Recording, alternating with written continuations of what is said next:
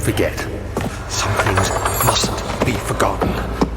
The shadow hunting me. I must hurry. My name is Daniel. I live in London at Mayfair. What have I done? This is crazy. Don't forget. Don't forget. I must stop him. Focus. My name is... I am Daniel.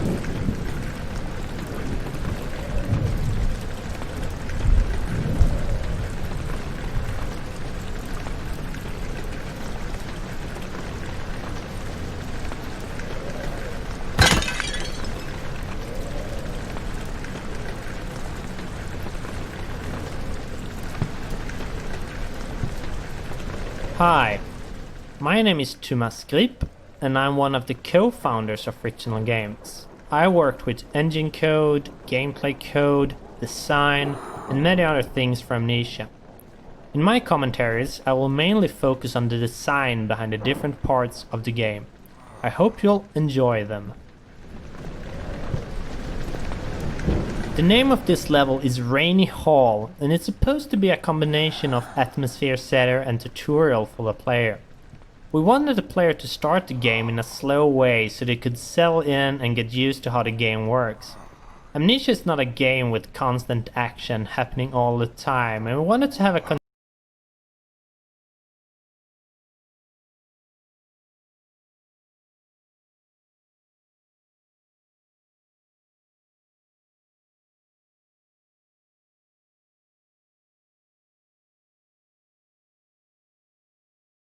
constrained map where the player gets used to this. The only thing you need to do is to follow the track and get to the end of the level. Also, following tracks is something that becomes very useful in later levels, so we try to teach players this from the start.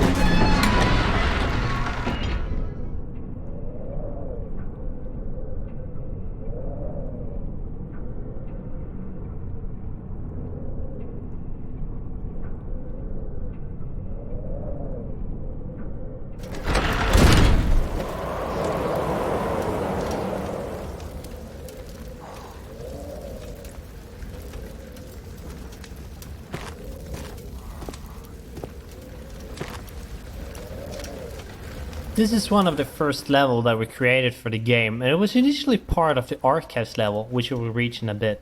Amnesia started out with a pretty different design, and when we redesigned it the maps did not fit. This caused us to split them up and scatter them out. So in the first design, after this corridor, the archives level was supposed to follow, and the room lying there now was built much later. In fact, the first designs did not have Daniel waking up with an amnesia at all, and it was actually added later on. In the first story draft, Daniel still had hidden memories, but he was unaware of this at the start of the story. However, as we redesigned things, we found the waking up with amnesia thingy, although a bit cliché, much more fitting.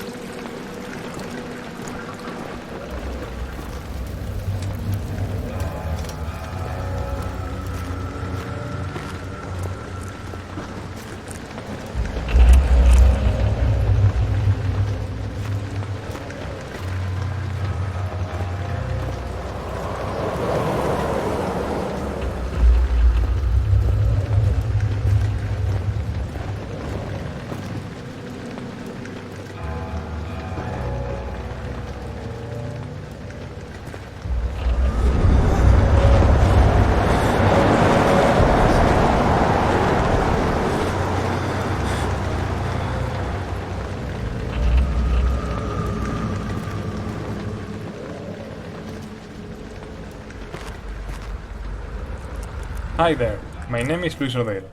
I'm mostly the tool programmer, level scripter at times, and perhaps the main reason why the rest of the core team at Frictional Games is pretty much forced to speak English at our internal meeting, as I am the only non-Swede here. Now, what a Spaniard is doing with a bunch of Swedish guys is a whole different story we won't be discussing today. By the way, I will be talking mostly about tools and scripting. Hope you like it.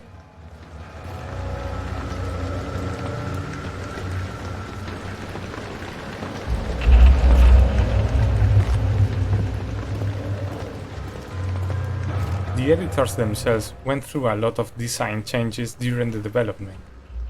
Not that many in visual appeal as in internal stuff, like data structures and handling. This happened mostly because at the beginning we only knew the basic stuff that needed to be in them, and as they grew in features and functionality, they started to kind of fall apart, mostly due to my big lack of previous experience in projects like this. Right now, aloud what the hell still sounds in my head when I look at some parts of the code, but I am still proud of them. They can also get a bit buggy at times, but hopefully this won't happen again in the future, and I already got some nice ideas for the next iteration of the tools.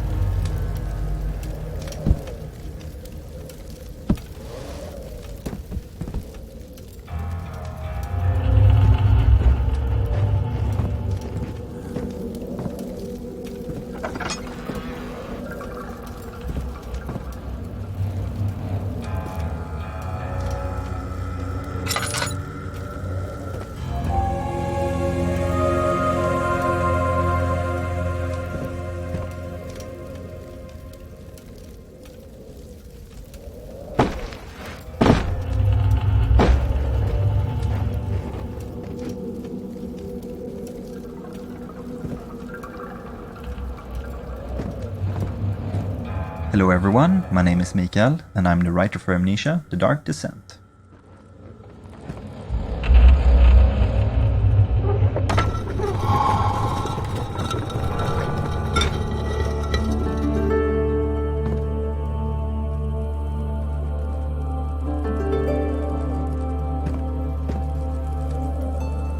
I think we can all feel the story kick-starting as we finish the letter from Daniel. The game itself is just filled with 9th of confusion, August, and I think we're really 1839. doing the player I a wish I service could ask keeping how it much you simple in the remember. beginning. I don't know if there will be anything Basically left try after I to take consume your this revenge drink. on Alexander. That is Don't the be premise of the afraid. game. God willing. What? You don't really need to dive any deeper than that, but hoping that the player will care about the story, they have the entire game in front of them to decide if they think killing Alexander is justified or not.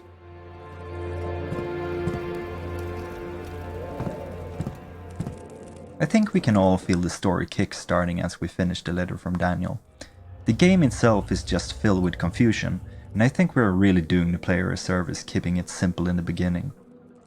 Basically try to take your revenge on Alexander, that is the premise of the game. You don't really need to dive any deeper than that, but hoping that the player will care about the story, they have the entire game in front of them to decide if they think killing Alexander is justified or not.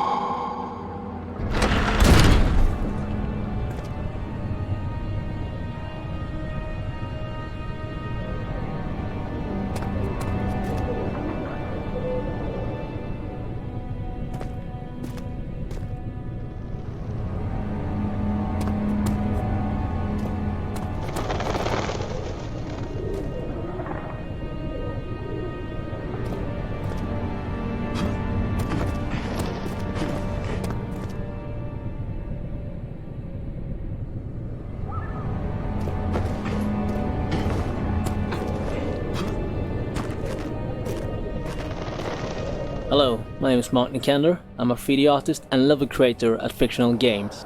I started out as an helper during Penumbra Overture, and I was finally hired as a full-time artist in the later part of Penumbra Black Plague. Come, bring the lamp. You've been to the refinery, have you not? I don't believe I have. Is it connected to the... what did you call it? The inner sanctum. My most precious chamber, Daniel. And it lies well beyond the refinery. In fact, it lies beneath the very stone of Brennenburg.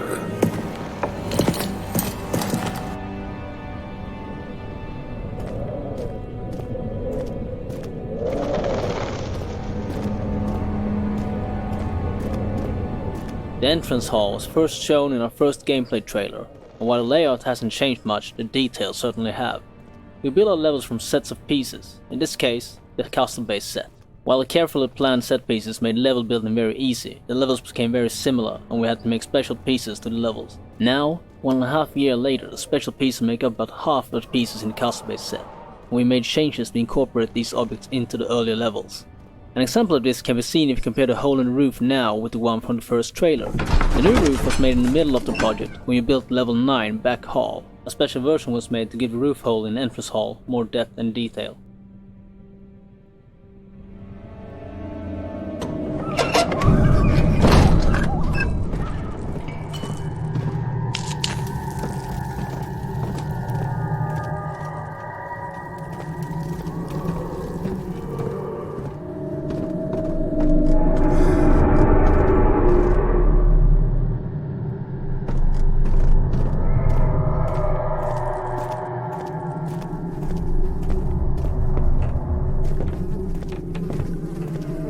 particle editor is also a fine part of the tool bundle, and it is what we use to create particle effects for maps and events. We use particles to do nice effects like the flames in torches and the smoke that comes out from them. All we have to do is add one or more particle emitters, set up some parameters like starting position and speed, and all sorts of fadings in size, color or speed. It's funny how you can simulate all kinds of effects with such simple elements. I very much recommend you to try it yourself.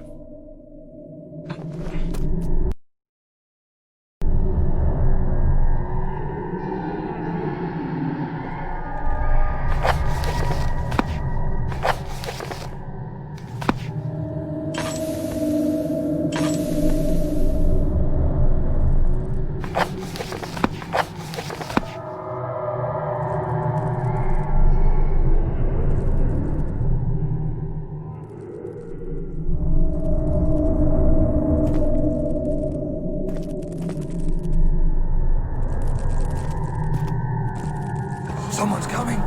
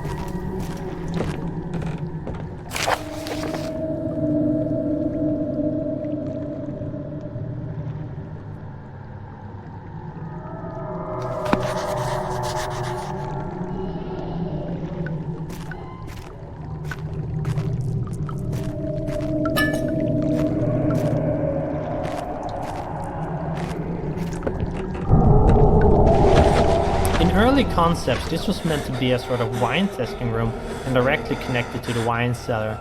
The reason for the whole wine testing thingy was that we planned on having more laboratories in later levels, so a lab here as well felt kind of strange.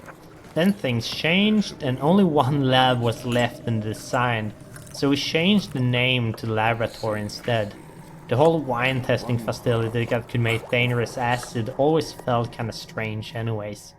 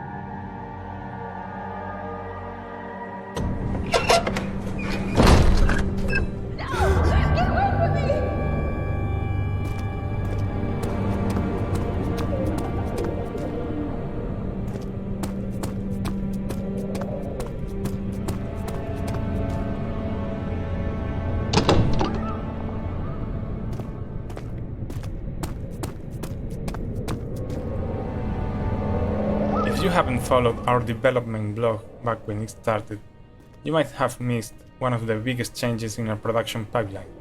2 years back, we started a toolset side project to ease and speed up the creation of content for the game. I'd say the level editor, which is what we, or more specifically Jens, Mark and Marcus, have used to build all the halls and corridors you are walking through right now, is the big start of the pack. Its workings in a nutshell, while all the models and assets are actually made in software like Maya or Blender, everything geometry-wise in the levels is put together in it. Then lighting and sweet details like decals and fog are added in. While this approach might sound simple, really nice stuff can come out from it, as you can see in the game.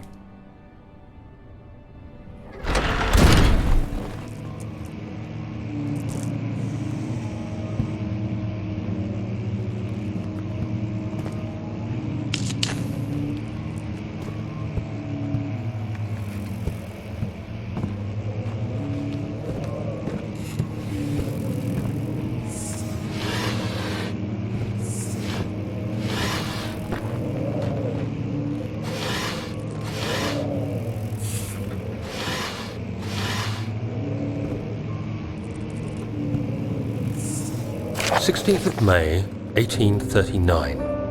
The unflinching African sun has continued to plague our expedition, making it impossible to dig until dusk. How Professor Herbert managed to find the location in these vast plains of nothingness remains a mystery to me. When I asked him about the tomb again, he told me about the legend of Tin Hanan, the mother of us all. An interesting story in its own right, but I can't help feeling there's more. Later that evening, we uncovered a passage beneath the dunes leading to a sand-covered stone structure. The professor was confident it was the tomb we sought and ordered the others to clear the way late into the dark, cold night. Tomorrow, I shall lead the men into the ancient structure, hoping to reach the burial chamber. No matter what the professor is keeping from me, the dig should yield something interesting to take back to London and the British Museum.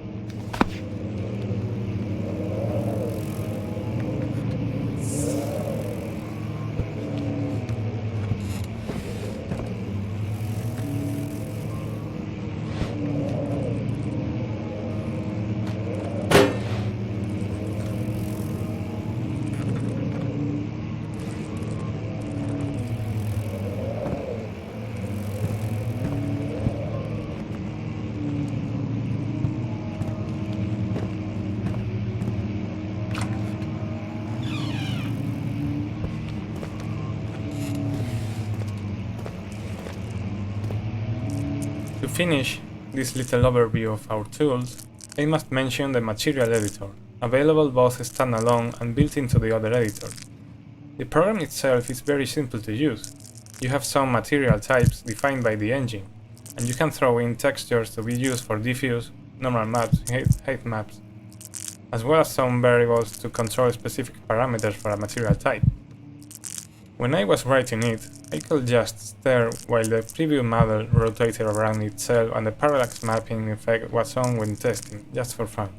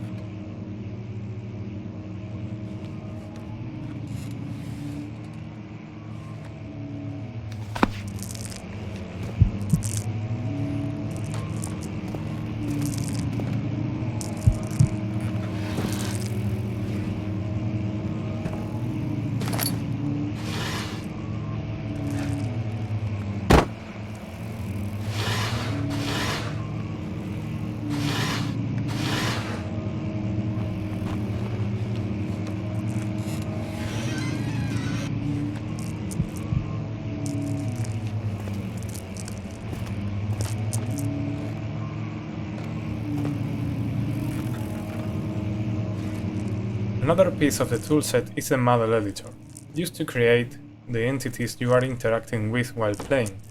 Basically, we take a model and set up some parameters like physical bodies, joints, and user-defined variables. We can also attach sub-entities to them, like lights, particle systems.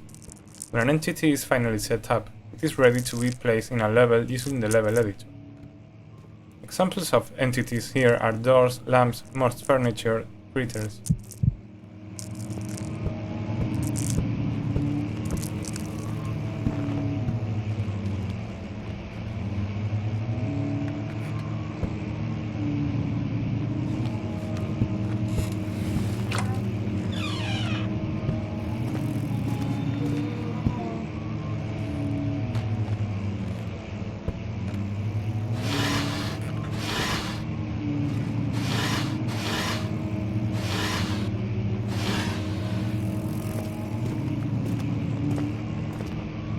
"17th of May, 1839. My hands tremble as I write. I feel a need to document my tribulation, for I fear that my memory will fail me if I linger. Today, I took some men and ventured into the dark, ancient passage we uncovered. Our torches burned faintly in the murky air as we slowly made our way underground. The men were superstitious and fearful. They argued loudly, and I felt their strange language getting to me. I mustered my strength and yelled at them to continue down the slopes and broken steps. The crudely carved passage confused me. It looked much older than the 4th century structure we had expected. The twisting path emerged into a great antechamber. The walls were lined with statues unlike any I'd ever seen. Despite their unearthly quality, I felt a strange familiarity toward them, which haunts me still. At the far end of the chamber, a great slab of stone sealed off whatever lay ahead.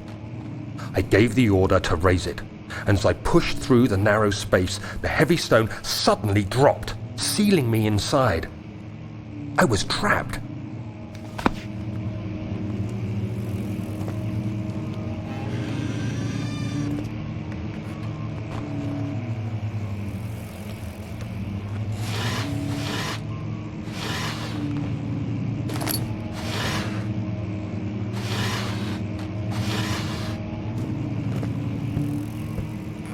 This level was changed a lot, and I think it's one of the most tweaked levels that we got. Not only was it part of the big archives level that we had to split up, but it was also hard to get it engaging enough. The problem here is that we don't have any sort of fun mechanic that we rely on to make the game engaging. Instead, we rely on story, atmosphere, and environment. This is true for many other levels and the game as a whole, but these were kind of the one of the larger levels that we made, and also one that didn't have much puzzles and such. So when testing it, we quickly get bored with it, and we wanted to add more spooky events to spice it up. But then later on, testing proved that these events weren't that necessary, and we also felt that they were a bit lame and not fitting, so we decided to remove them. Then the back part of the level, we wanted to make that a more linear experience, with the current player getting trapped and all, forcing the player to solve the destroy wall and find secret door puzzles. Previously, testers often missed that they can solve these problems. The level is now very different from the early designs.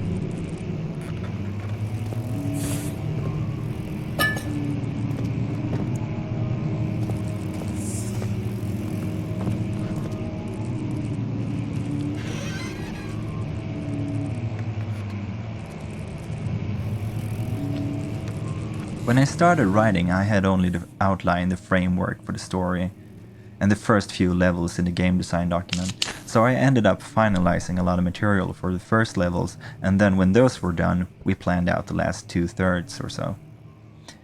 This had a funny effect since I had to not only cater to the story, but to stay true to the stuff I've written for the first levels.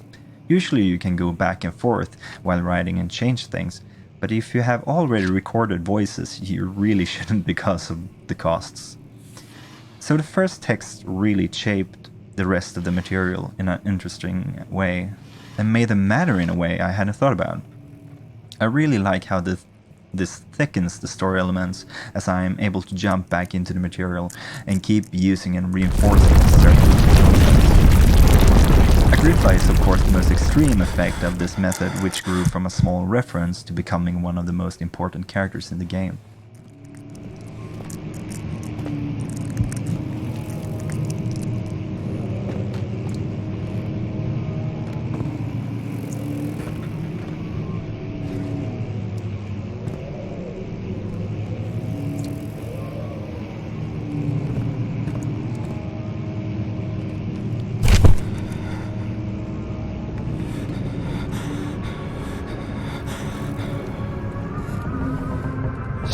May 1839.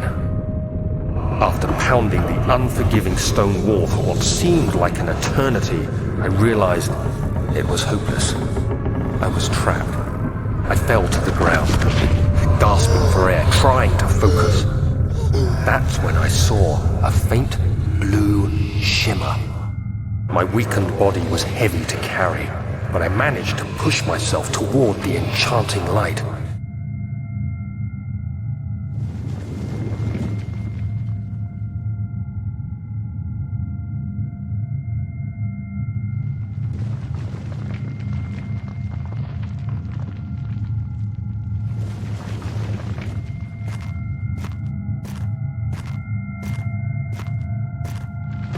It was waiting for me. Enclosed in dark nothingness, I felt myself drawn to the mystic light. I reached out, closing it in my hands.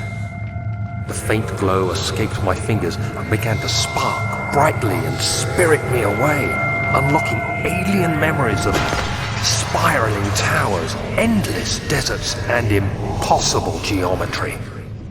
The next thing I can remember is the grating sound of stone being lifted, the voices of the Arabs pulling me to safety, and grasped firmly in my hands was the broken pieces of a most peculiar relic.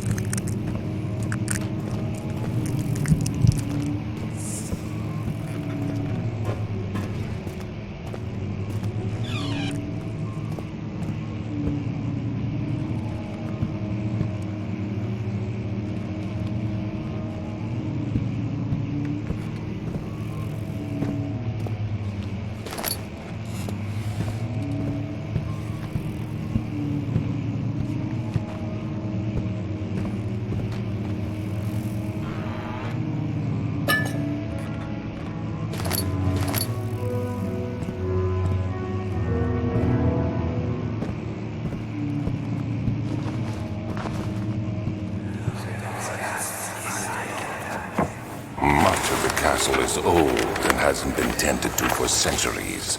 When the shadow arrives, it won't take long until things start falling apart. We're just buying time anyway. Let's do what we can. There isn't much to be done about the wars. We should reinforce weak structures. The ground will tremble and there's a risk everything will cave in on us, especially downstairs.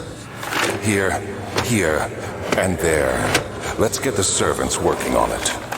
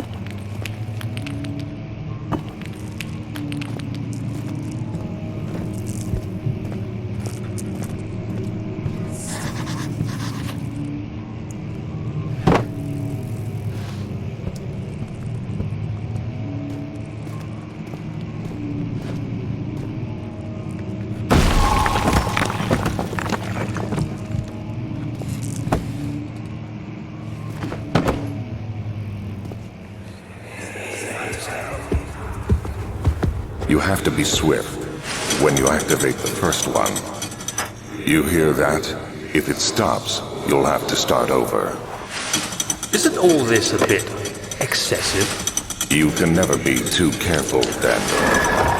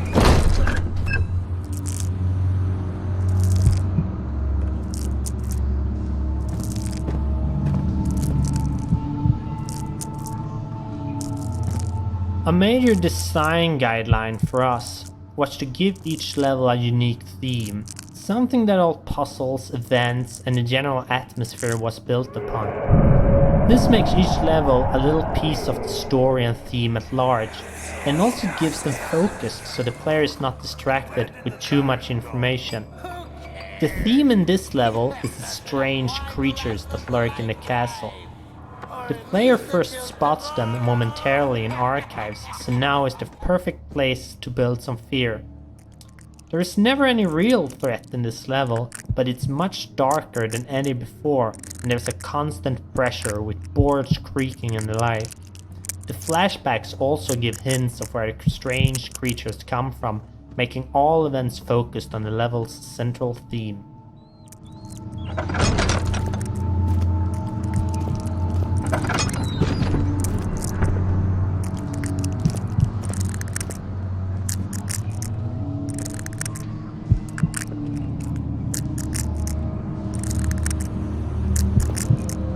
Hello, I'm Jens Nilsson, co-founder of Frictional Games. I work mainly with the sound, gameplay and event scripting in Amnesia.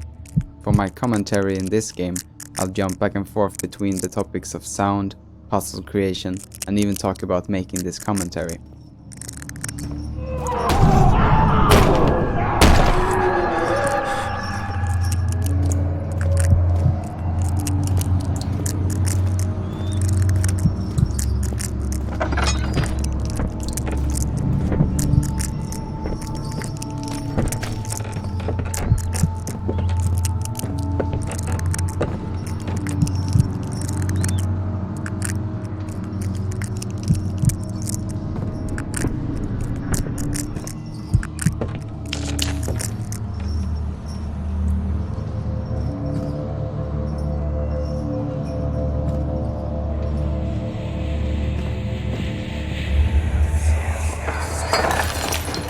What's happening?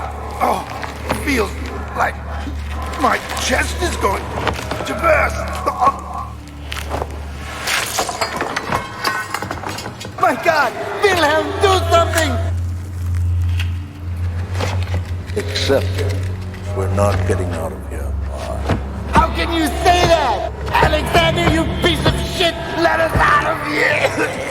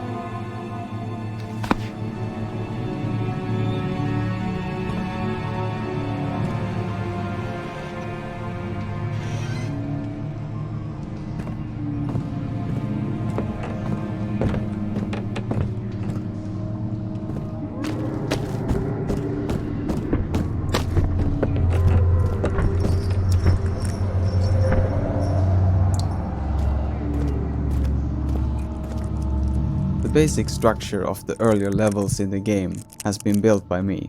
I have not created the models or anything like that, but I have built the levels with the graphics from the artists using our level editor. This was the very reason for us to create the level editor, as it would allow for the whole team to work on levels, building them from scratch if so needed.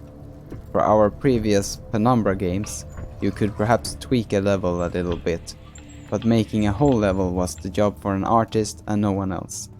In the early days of the Amnesia project, The artists had their hands full with making graphics, and so I was the one building the levels.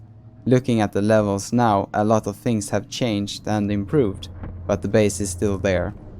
Showing that the idea to create the level editor was a sound one of the few things in fact with the Amnesia project that has not been scrapped, reworked or modified heavily.